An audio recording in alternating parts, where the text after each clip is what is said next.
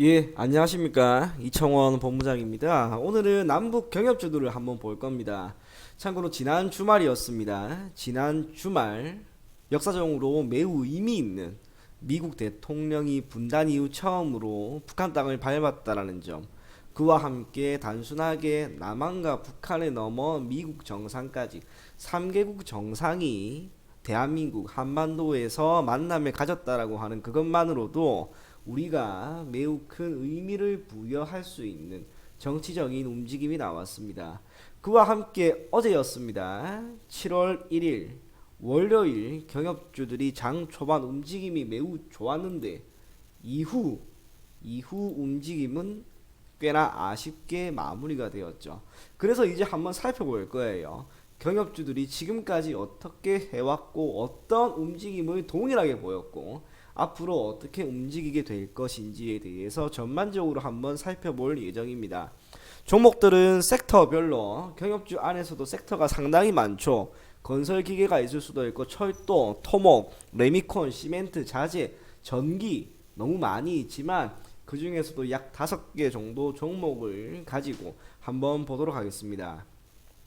우선적으로 지난 5월이었습니다. 1차 남북 정상회담을 앞두고 남북 경협주들 대다수 주가 상승이 크게 나왔죠. 지난해 3월부터 시작을 해서 5월까지 불과 3개월 정도 만에 주가 상승이 2배 이상 나온 종목이 허다했습니다. 부산산업 같은 경우에는 주가 상승이 매우 컸죠.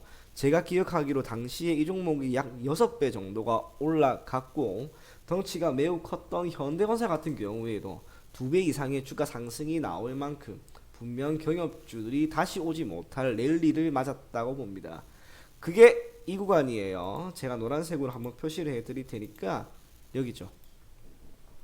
이만큼이 주가 상승이 2배 정도가 나왔던 시기였는데 이후 2차 남북 정상회담이 있었던 시기, 그 시기에 주가 상승이 꽤나 아쉽게 나타났습니다. 그리고 나서 경협주들 전반적으로 모멘텀이 어느 정도는 잃었구나 라고 해서 주가가 지난 10월 말 그대로 주식시장이 폭락하는 상황에서 경협주들 그 어떤 모멘텀도 찾지 못하고 주가는 다 밀렸습니다. 그러다가 올해 2월 말이었어요. 북미 정상회담이 개최가 되었는데 깨졌죠. 만찬이 제대로 이루어지지도 않았고 공동 성명 또한 제대로 발표가 되지 않음으로써 당시에 경협주들 모두 하한가까지 움직이는 그러한 결과가 나왔습니다. 그 이후로 아실 거예요. 모멘텀 없었습니다. 단 하나도 없었습니다. 중간중간 뉴스가 나옴에 따라서 반등이 일시적으로 나온다 하더라도 사실상 큰 모멘텀이 없었는데 지난 주말 남북 정상회담, 정확하게는 북미 남북미 정상회담이 얼추 나올 것이다라고 하는 이야기거리에 주가의 반등이 많이 나왔어요. 현대건설 분명히 나오게 되었고요. 대아티아이도 어때요?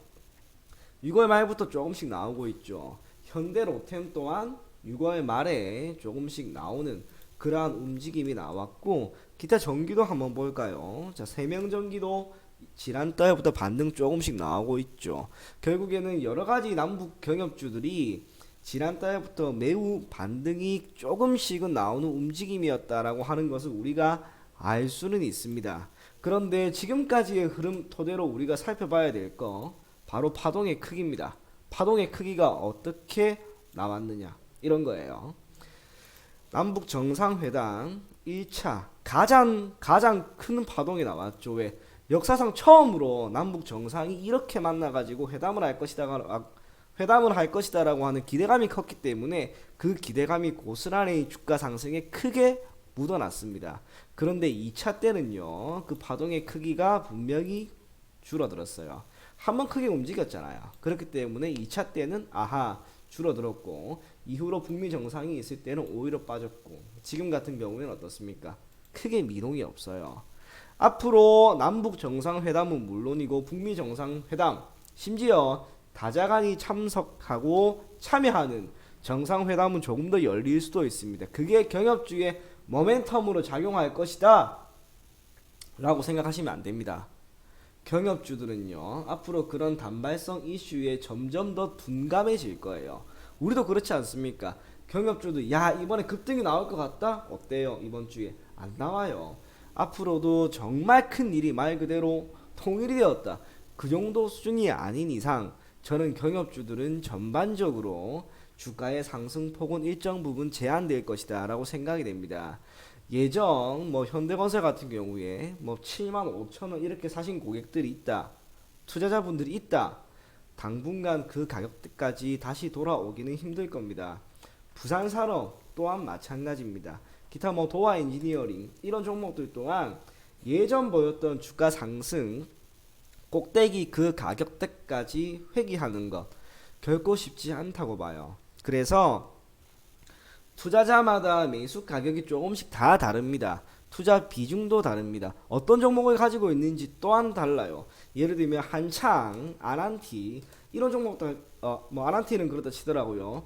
한창 같은 종목 이런 종목은 다시 한번 올라갈 수 있을 만한 모멘텀은 있어요. 하지만 다른 경협주들 같은 경우에는 10개 중에 9개 정도는 전반적으로 모멘텀이 많이 희석된 만큼 여러분들이 적절하게 대응을 할 수 있도록 책을 스스로가 많이 마련해 주시고요.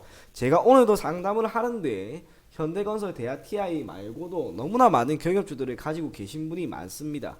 다 달라요. 그렇기 때문에 특별히 딱 3명 정도만 제가 시간을 내서 010-3028-7806으로 연락 주시는 분 그냥 문자입니다. 내가 보유하고 있는 경협주 뭐 현대건설이면 현대건설, 대하TI면 대하TI 그렇게 문자 주시면요. 제가 내일이나 시간 될 때 천천히 연락을 드리면서 기본적인 이야기를 서로가 나눌 수 있었으면 좋겠습니다.